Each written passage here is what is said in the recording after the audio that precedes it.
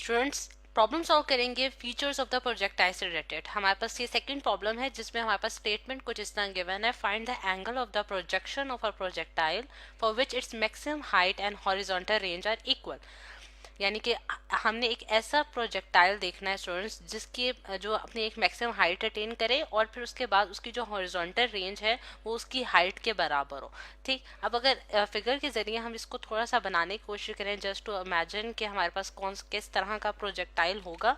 अगर हम देखते हैं कि फॉर एग्जांपल ये मेरे पास स्टूडेंट्स एक्स एक्सिस, ये हमारे पास वाई एक्सिस है और ये हमारे पास स्टूडेंट्स एक्स एक्सिस है। ठीक, और यहाँ से इस ओरिजिन के पॉइंट से हम जो है एक प्रोजेक्टाइल को लॉन्च कर रहे हैं। जैसे हम फॉर एग्जांपल मेरे पास एक बॉल है और मैं उसको जो है वो फेंक रही हूँ हवा में। अब मैं ऐसा प्रोजेक्टाइल बनाना चाहती हूँ स्टूडेंट्स के जो कि अपनी मैक्सिमम हाइट उतनी ही अटेन करें जितना वो रेंज अटेन कर रहा है। यानी कि उसका जो हॉरिजॉन्टल डिस्टेंस है जिसे हम रेंज का नाम कहते हैं वो बराबर हो जाए हमारे पास उसकी मैक्सिमम हाइट के जो कि उसने वर्टिकली अटेन की होगी। ठीक है, अब अगर हम देखें कि ये इसको मैं ग्रीन लाइन से शो कर देती हूँ कि ये हमारे पास उसकी जो है उसका प्रोजेक्टाइल का पाथ है जो कि उसने फॉलो किया है।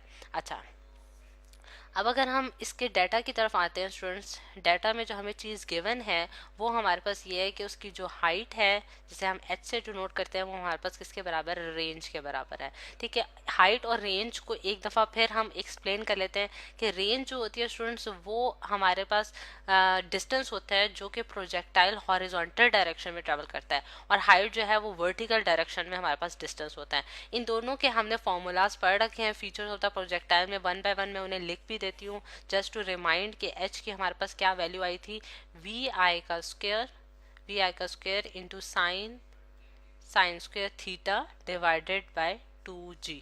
ठीक है, ये हमारे पास हाइट ऑफ द प्रोजेक्टाइल है जिसमें हमारे पास वी आई क्या है students, initial velocity of the projectile, यानी कि वो वेलोसिटी जिसके साथ हमने प्रोजेक्टाइल को लॉन्च किया था। और इसने जो हॉरिजॉन्टल के साथ एंगल बनाया है वो थीटा है, यानी कि जिसे हम कहते हैं एंगल ऑफ द प्रोजेक्शन, जो कि हमने कैलकुलेट करना है, यानी कि थीटा जो है वो हमारे पास इस केस में अननोन है। और सेकेंडली हमने क्या पढ़ा था फॉर्मूला, वो है हमारे पास रेंज का फॉर्मूला जो कि हमारे पास हॉरिजॉन्टल डिस्टेंस होता है वो हमारे पास के बराबर होता है वी आई का square divided by g into sine of two theta. और इसमें भी थीटा अगेन जो है हमारे पास क्या है, एंगल ऑफ द प्रोजेक्शन है। अब स्टेटमेंट के मुताबिक वो ये कहता है स्टूडेंट्स कि हमारे पास हाइट और हॉरिजॉन्टल रेंज जो है वो इक्वल होनी चाहिए। ठीक है, अब अगर एच और आर को हम इक्वेट करें तो हम क्या लिख सकते हैं कि वी आई का square divided by 2g into sine square theta, ये हमारे पास इक्वल है वी आई का square divided by g into sine of 2 theta. ठीक, अच्छा, अब अगर हम देखें स्टूडेंट्स के बोथ साइड्स पे हमारे पास वी आई का स्क्वायर जो है वो कॉमन आ रहा है तो ये एक दूसरे को कैंसिल अप कर देंगे। ठीक है, और कैंसिल अप करने और यहाँ अगर हम देखें तो जी भी हमारे पास कॉमन आ रहा है और वो भी हमारे पास कैंसिल हो जाएगा। तो हमारे पास जो चीज़ें बच रही हैं वो 1/2 into sine square theta is equal to sine of 2 theta. अब स्टूडेंट्स मैथमेटिकल रिलेशन इसमें यूज़ करते हैं सिंप्लीफिकेशन करने के लिए। साइन ऑफ 2 थीटा का जो फॉर्मूला होता है हमारे पास क्या होता है, साइन इसको एज इट इज लिख लिया और साइन ऑफ 2 थीटा का फॉर्मूला मेरे पास होता है 2 sine of theta into cos of theta. ठीक है, ये मैथमेटिकल रिलेशन हमने यूज़ किया है। और अगर हम देखें तो यहाँ हमारे पास क्या स्टूडेंट, साइन स्क्वायर थीटा, और साइन स्क्वायर थीटा हमारे पास क्या, साइन स्क्वायर थीटा का क्या मतलब होता है कि यानी कि साइन ऑफ थीटा का होल स्क्वायर, ये साइन स्क्वायर थीटा और साइन ऑफ थीटा का होल स्क्वायर एक चीज़ है हमारे पास। ठीक है, तो हमारे पास क्या हो जाएगा कि एक यानी कि इसको हम अगर बहुत ही सिंप्लीफाई करके लिखें तो मैं इसको इस तरह भी लिख सकती हूँ, sine of theta into sine of theta और is equals to 2 sine of theta into cos of theta.